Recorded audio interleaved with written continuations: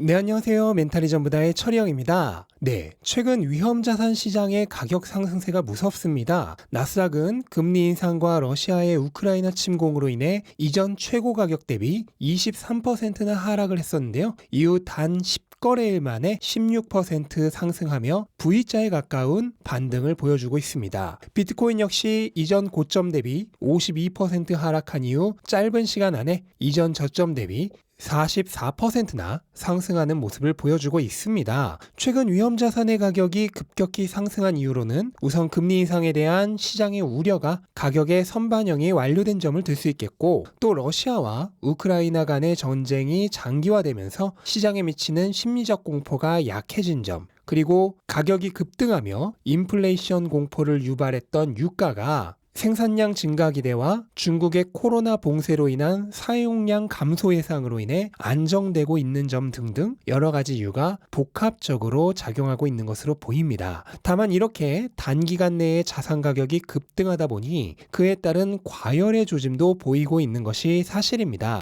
S&P 500의 경우 과매수와 과매도의 지표로 사용되는 상대 강도 지수 RSI가 지난 11월 이후 4개월 만에 과매수 영역인 70에 근접하고 있습니다. RSI는 특정 기간 동안에 평균 백분율 손실을 나타내는데요. 일반적으로는 14일간의 과거 기록을 기준으로 이 기간과 정도가 클수록 수치가 높아지는데, 이게 70이 넘어가면 과매수 구간으로 평가를 하고요. 30을 하회하면 과매도 구간으로 평가를 합니다. 이것이 70, 그러니까 과매수 구간을 확실히 넘어선 적은 과거 1년 동안 딱 2차례밖에 없었는데, 현재 추세로 보면 조만간 70을 넘어설 가능성이 커 보입니다. 암호화폐 시장의 대장인 비트코인의 경우 반등 시기가 주식시장보다도 더 빨랐기 때문에 현재 이미 과매수 구간에 거의 진입을 했고, 가격도 48,000달러의 저항 영역대에 도달하면서 단기적인 가격 저항을 받고 있는 상황입니다. 이렇게 단기적인 지표는 현재 시장이 확연하게 과매수 구간에 도달했음을 보여주는데요. 사실 이러한 지표는 단기 투자자들에게는 상당히 적중률이 높고 트레이딩을 하는 데 있어 도움이 되는 지표이지만 그 한계도 명확하기 때문에 장기 투자자라면 크게 신경을 쓸 필요는 없습니다. 저 역시도 트레이딩을 그만둔 순간부터 RSI는 물론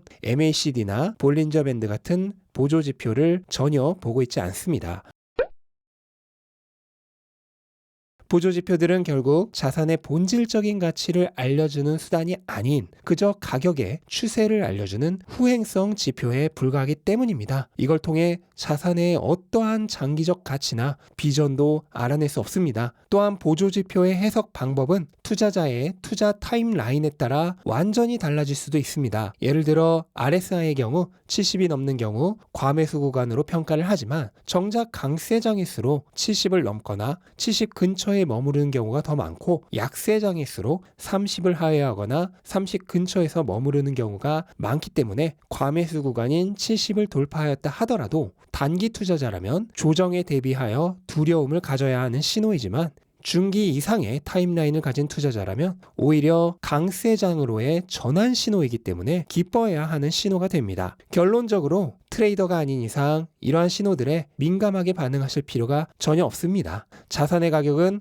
어차피 수시로 변동합니다. 테슬라를 예로 들어보겠습니다. 테슬라의 가격은 지난 9월부터 11월까지 단 2달 만에 70%나 상승을 합니다. 그리고 나서 단 석 달 만에 44%가 하락합니다. 그리고 나서 이번엔 반대로 단 한 달 만에 다시 57%가 상승합니다. 불과 반년 만에 가격이 70% 올랐다, 44% 하락했다, 다시 57% 상승한 것입니다. 하지만 테슬라라는 기업의 가치가 반년 동안 얼마나 변동이 있었을까요? 상식적으로 생각해도 한 회사의 가치가 반년 동안 이렇게나 왔다 갔다 할 리가 없죠. 대부분의 회사의 가치란 것은 장기간에 걸쳐 조금씩 바뀌는 것이지 반년 동안 50% 넘게 올랐다 내렸다 하지 않습니다. 이처럼 자산의 가격이란 것은 그때그때 시장의 분위기 그리고 투자자들의 감정 상태에 따라서 극단을 넘나듭니다. 그렇기에 예측이 불가능하고 이를 이용해 이득을 취하기도 어렵습니다. 반면 본질적 가치는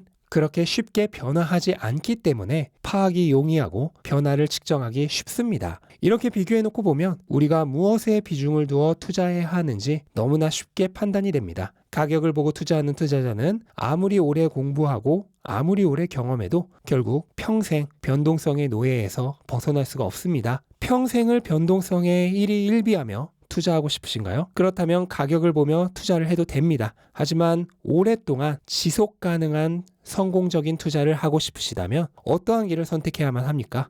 자, 여기 두 갈래 길이 있습니다. 안타깝게도 두 길은 서로 완전히 다른 목적지를 추구하기 때문에 중간에 공존 지점은 존재하지 않습니다. 원하시는 길을 선택하시기 바랍니다. 그리고 그 결과는 온전히 나의 몫이 될 것입니다. 네, 이것으로 오늘 영상은 마치도록 하겠습니다. 영상 도움되셨다면 구독과 좋아요 부탁드리고 즐거운 하루 되시기 바랍니다. 감사합니다.